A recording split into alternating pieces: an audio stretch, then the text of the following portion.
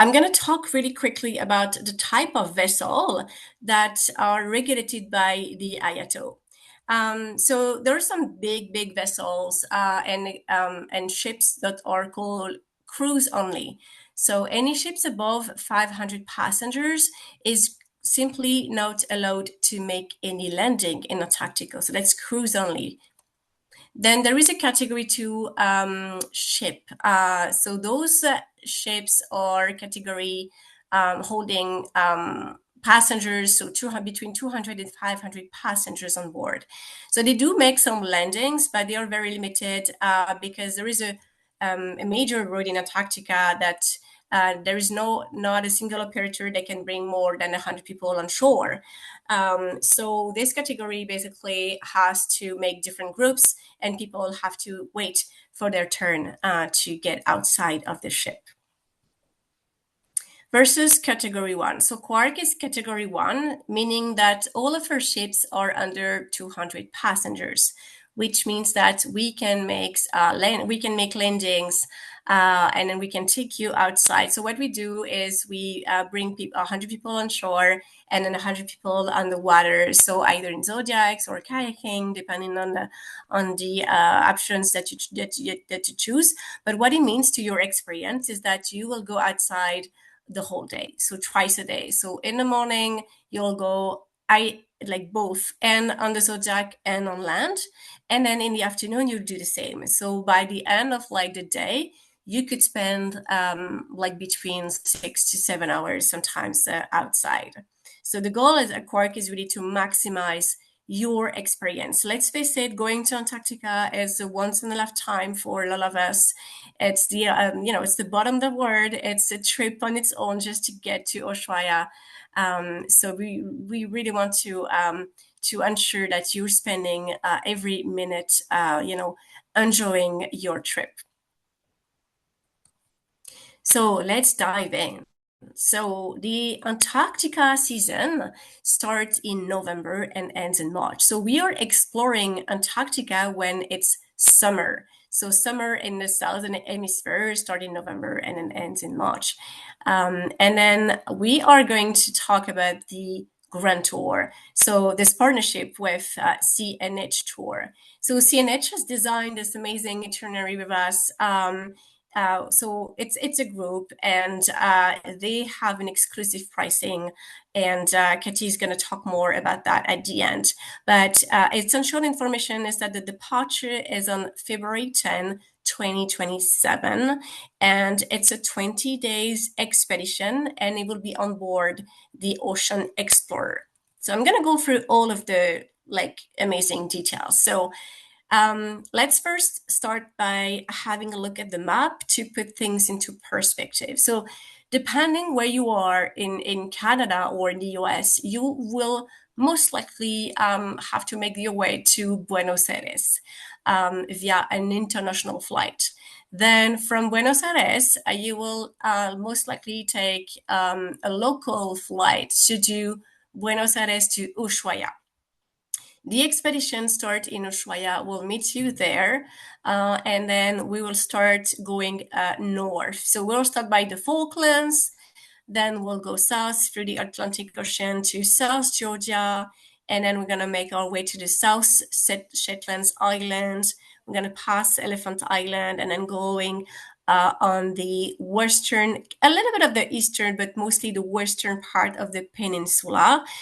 We might even have the chance to cross the Lemur Channel, but it's an expedition, so it's impossible to predict exactly the itinerary. And after that, we're going to make our way back to Ushuaia, crossing the infamous Drake Passage. All right, so let's go. So I'm going to be talking a little bit about the logistics and how to get there, because it's still a very important part of your question, I imagine. So I mentioned it. The getaway is Ushuaia, which is an amazing town. It's the southernmost city in the world, and so when you get there on day one, we will get you at the airport. So there's going to be someone from Quark. And also, I understand you'll have a tour leader, so you're not going to be alone.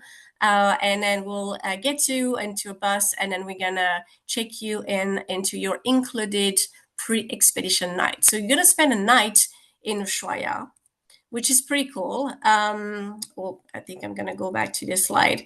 It's pretty cool because it's the door getaway to the Tierra del Fuego National Park. And then you have like the entire evening to settle, and then maybe meet with the group and discover Ushuaia. And then the next morning, it's going to be considered as day 2, so embarkation day. So we're going to grab your luggage at the hotel, but basically you have the entire day at your leisure to visit Ushuaia. There is an amazing post office in Ushuaia where you can actually get your passport stamp with like an Antarctica stamp, which is like a must do. Food is amazing, lots of restaurants and cool cafes. So it's usually like a pretty exciting day. And then around 4 p.m., we're going to start the embarkation process. So you're going to meet your amazing ship, which is the Ocean Explorer. So that ship here. All right. So following embarkation, you're gonna have safety drill, and then welcoming briefing. You're gonna meet your expedition team and expedition leader, and the ship is gonna basically leave like right away. And we're gonna cross the Beagle Channel, which is pretty amazing because there is already so many things to see in the Beagle Channel. So the Ocean Explorer is pretty new. We have been operating this ship for the past season, and it's our smallest expedition ship, so only 138 passengers. It has an ice class, which is 1A PC6, which is the class that is right under an icebreaker. And then the ship was launched in 2021, so very, very recent. It has all of the modern sustainability features, so MAX system, dynamic positioning, and also the Earthsense bow that you could see, stabilizers as well. So I just put some pictures to show you what it looks like inside, because I'm sure you just want to see, like, yes, we're going to the Falklands and South Georgia and Antarctica, but like what the ship looks like still, we want to make sure you are comfortable and then well taken care of. So as you can see, the ship is absolutely gorgeous, lots of public space. We have the theater where we're going to do lots of presentation. That is on the bottom left picture. So you're going to learn so much about the region that you're going to visit. The jacuzzi is definitely one of my favorite places, especially after the pull-up lounge. But yeah, like lots of like fitness if you like to do your exercise in the morning. There is a spa as well with a sauna, so the sauna is included. And I put some pictures of the cabin just to show you what type of cabin we offer on board this ship. And then CNH Tour knows all about the details. So if you have any questions about, the specificities of the cabins, Katie can absolutely support you and help you with that, sharing pictures. So we have also ready rooms. So the parka that you see is the Quark parka. It's really made for the polar region. It's yours to keep after the expedition, included and like a gift. So you keep it after the trip. And then the boots that you see on the little boxes, we loan the expedition boots. So we got you covered. You don't need to pack any hiking shoes or any boots. We got you covered for that part. All right, so I'm just reporting the map here because we are crossing the Beagle Channel. We're slowly leaving Argentina, and then we're going to start to make our way to the Falklands Island, which is going to be like our first stop. So I'm going to be very honest with you. I've never been to the Falklands, and I've never been to South Georgia, but I've been many times to Antarctica. The feeling that I have is that I feel like I'm missing part of the whole Antarctica experience, and my only goal today is to make my way to Falklands and South Georgia. And if this is for you, like, a trip of a lifetime, this is the trip you absolutely need to consider, because you're going to check all of the boxes and then tackle those different places. And for me, what I think it's really like something that is important to know is that you're not going to see the same thing. So those places are really different. So the pictures that you see here is the Falklands. The archipelago actually have two main islands, and it's definitely an amazing place for hiking. So lots of hiking and outdoorsy activities, possible there. Um, and we're gonna visit Port Stanley, which really has like this British charm. It's a perfect place to see those amazing blackbird albatross. So this colony is really like a highlight of the Falklands. So those big albatrosses, you really won't see them in South Georgia or Antarctica. You might see albatross in the Drake Passage, uh, but where we can see like them in big numbers, and then with their colony, it's really in around the Falklands. So you really see different types of animal. We also see in the Falklands Magellanic penguins, gentoos. So the gentoos, you will see them in Antarctica, but you also see rockhopper penguins, and those amazing species are not to be really seen anywhere else. It's about also history. So this is South Georgia. As you can see, it's very green as well, lots of hiking opportunities. And then this is where we are usually visiting the settlement of Grytviken, where we pay our respect to the grave of Ernest Shackleton that is buried there. Um, Grytviken is also an old whaling station, so definitely lots of history in South Georgia. So this is where we can see as well those tall, big penguins. So those are called king penguins. Um, so you might see maybe one or two, or if you're lucky, in Falklands, but where we will see those giant colonies, it's in South Georgia. You won't see those big penguins in Antarctica and a peninsula.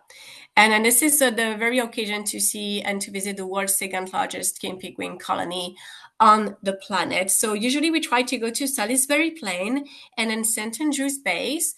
St. Andrews Base, we are talking about 150,000 pairs of king penguins.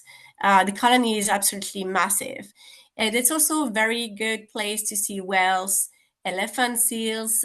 Those are macaroni penguins, and then other rockhopper penguins. Same. Sometimes possible to see elephant seal in Antarctica, but where we can really see them in like by hundreds, it's in South Georgia. So those big gigantic mammals. Um, so yeah, so this is for Falklands and South Georgia, amazing places. And then when we're finished with those, we're gonna go back on board and then make our way to Antarctica. So what is like the life on board? So I already show you a few pictures of the ship, but you're gonna get lots of lectures and presentation during sea days.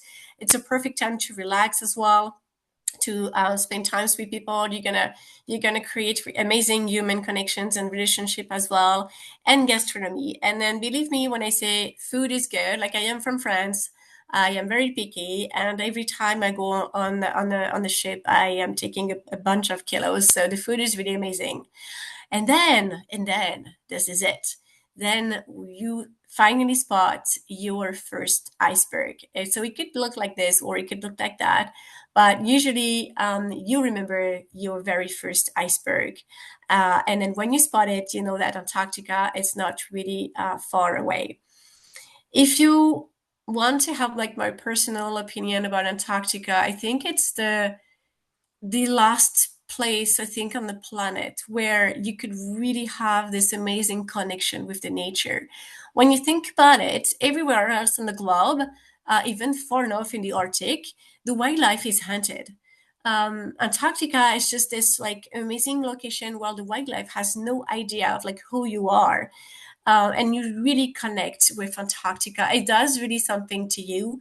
And it sounds like super cliche when I say it, but you don't come back the same from Antarctica.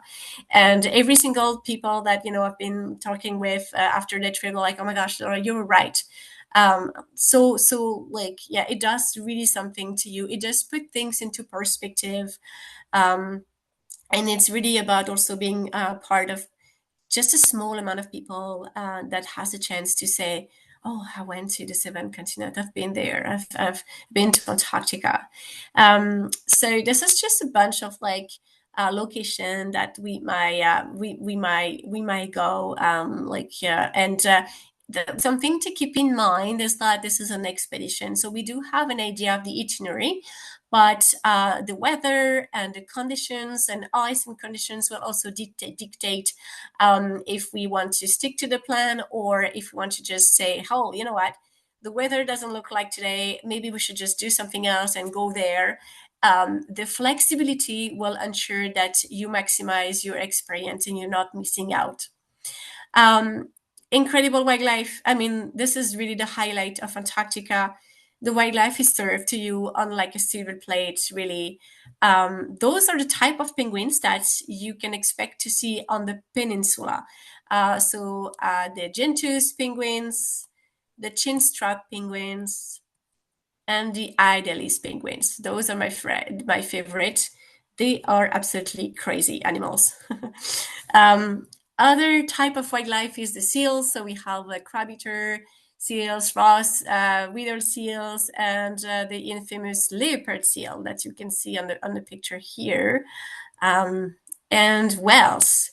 So I'm gonna be talking a little bit more about whales because I have an amazing news for you. This expedition is in February. February is whale season.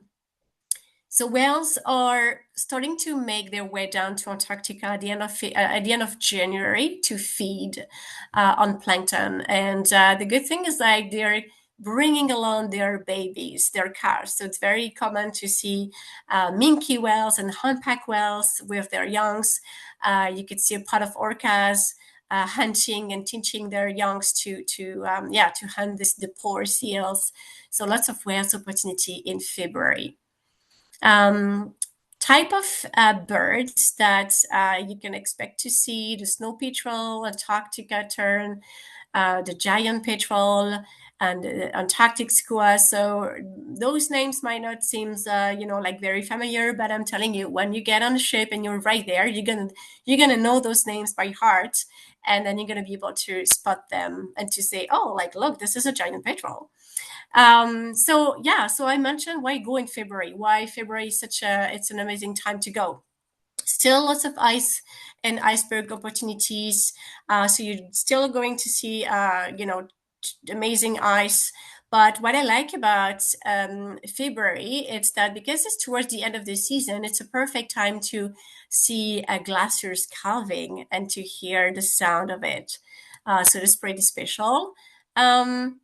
Well season, I have mentioned it. You just need to turn off the engine, and then those whales are literally everywhere, including orcas. This is a February picture, typical February picture. And then I put this picture in here, and this is to show you the babies, like the chicks of the king penguins. So we're back here in South Georgia, but I just wanted you to know that in Antarctica, the baby chicks are still going to be there. They're going to be at the like teenagers-ish stage, but in South Georgia, like the cycle of reproduction is like really amazing. So you can still see those like big brown penguins. So the brown penguins that you see on this picture are actually the chicks, and some of them are like bigger than the adults. So that's a chin strap. I put this picture here because this is a chick. So in February, the chicks are starting to molt, so they have this funny look. And then they're acting like crazy. Usually they're still like running after their parents to get their food. So this is a really like a very friendly times to see them. And sometimes it's a period of the year where you can also see mosses in Antarctica, which is really weird. And then, yeah, we have all those glaciologists and and sometimes climatologists on board that will also tell you everything about the climate change and what it means for our planet. Like February, because the days are getting a little bit shorter, and then it's actually good times to see amazing sunsets, but also amazing sunrise. Because if you go in November, like it's daylight, it's the midnight sun. But if you go in February, you have those amazing color and like completely like pink skies. Okay, so the trip, let's say the trip is over, and then now we're making our way through the Drake Passage. So I don't know if you heard of the Drake Passage. There's no need to panic. Usually the expectations is the worst. And you never know what you're gonna get. It could be the Drake Shake or the Drake Lake, but I think it's the true, the true door and true getaway to Antarctica. And this is an amazing time because you can also see whales, but also albatrosses. And I really like it because this is a time where, especially when you're coming back, you can actually relax because it's like an expedition is go, go, go. And then those 2 days crossing the Drake Passage is you have a time to settle down, to read a book, to connect and do amazing pictures, to sort out of your picture, like your pictures on your camera, to do a spa or a massage. So really like this time to just to sit down and then just try to realize what just happened. So after 2 days of crossing the Drake Passage, we are going back to Ushuaia, where you're gonna disembark the ship, and then we're gonna take you back to either the city center or the airport if your flight is right away. Um, and yeah, I think I already covered that, but just wanted to mention that we're all inclusive. So yeah, so all of the meals, lunch and breakfast is usually a buffet, and then we have dinner, which is a la carte, usually a 3 or 4 course menu. Yeah, all inclusive basically. What you need to think about is your international flight and your medical insurance. Um, and also just mentioning that gratuities are not included, but they are at your own discretion. So included activities, very important. Polo plunge, zodiac, cruising, all of the lectures, hiking, everything outside on foot, and the photography program are included. You're gonna come back home with a photographic journal where we're gonna share with you all of the maps, the coordinates, the names of the wildlife that you've seen, but also all of the pictures and videos that our photography guide will share with you, and an amazing slideshow. And on this adventure, we will also be offering on the side sea kayaking and paddling. So those have to be booked on the side, and Katie can assist you with that. Just wanted to mention that sea kayaking is a full-time program. So you're gonna go kayaking every day, every morning, every afternoon, instead of going with the Zodiac. And the paddling excursion is just a one time, so it's perfect for beginners and for those who just want to paddle one time in Antarctica. All right. So this is where Katie is going to jump on. Are you there, Katie? Yes, I am. Yes. I can't see anything because I have only one screen, so Right. I'm Yeah. assuming you're somewhere. Yes.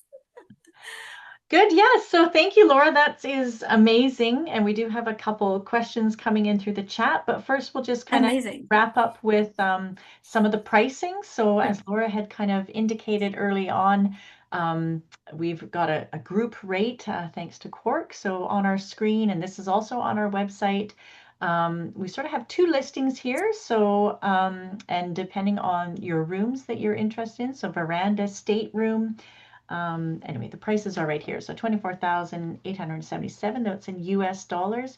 There's even an extra bonus if you pay in full kind of up front. So we do have listed out sort of what's included with that. So CNH Tours has two, you, 200,000 US dollars emergency evacuation coverage. That's really important when we go to remote areas.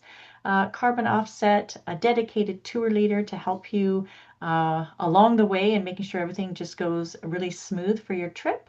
And of course, then just booking with us, trip concierge, and helping with other bookings and that type of thing. Yeah, so we can carry on from there. Laura, did you have more to? Yes. Do you want Very important. It's up to you, but yeah, like I think it's pretty straightforward. But yeah, you can talk about it. This is a an additional special offer offered by CNH Tours.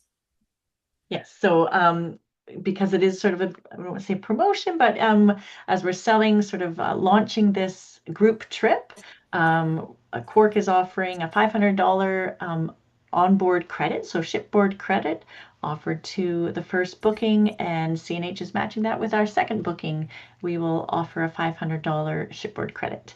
And that could be used towards premium alcohol, the spa, or Polar Boutique. Um, and of course, it's valid up until July 15th, 2025. So a few weeks. So for those people that are super keen and know that this is the trip for them, this is a great little offer that we have.